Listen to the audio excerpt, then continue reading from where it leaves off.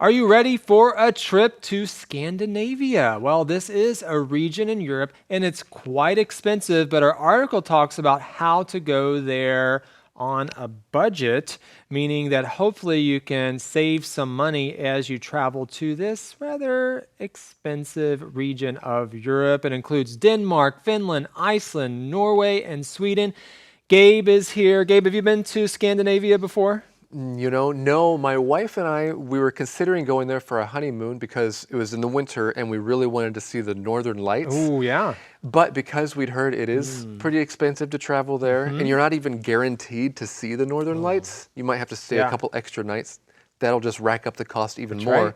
So we thought, let's travel down to other parts of Europe So instead. you have been to Europe, though. Yeah, we've been to Europe. All right. And what was that like for you? Well, it was my first time going to Germany and to Prague in the Czech Republic.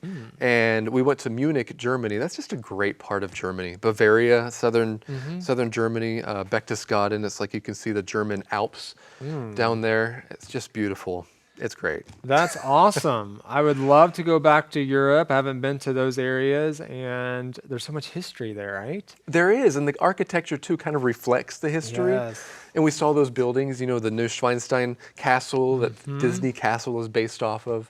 Wow, oh, cool. With a lot of history there too. That's pretty awesome. Yeah. Well, do you have any tips for those who maybe are planning to go to Europe in the near future?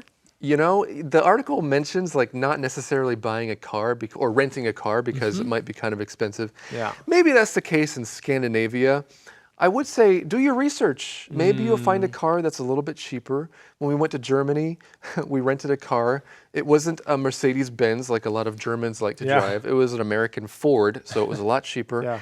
And we did something that a lot of people probably would not think is wise advice. We did not buy insurance. Oh. And so for the 3 days we had the car, it was $76. That's All it. right. Well, that's a way to save money. I don't know if I'd necessarily recommend that, but No, it you're worked right. out. It worked out. It worked for out. you. All right. That's a pretty good deal, actually. Not too expensive. And So yeah, just do your research. do You might your- find a good deal. Do your research. Probably Europe, of course, is a huge continent. So there's probably a lot. It varies, I'm sure, depending on where you're going.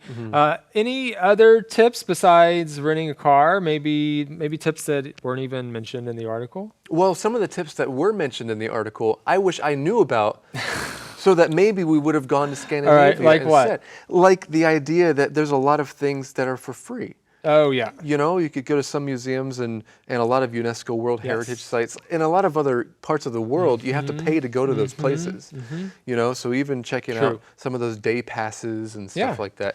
Yeah, now I want to go back. Now that I know I can do stuff for cheaper in Scandinavia, we're going to go. So check it out, do your research, maybe get a travel guide, Lonely Planet or something like that will help you to figure out what your options are and how you can save money. Because you may think it's too expensive, but if you change things up a bit, maybe it's not so pricey. So we hope that you find this travel article to be of interest to you, especially if you're traveling to Scandinavia.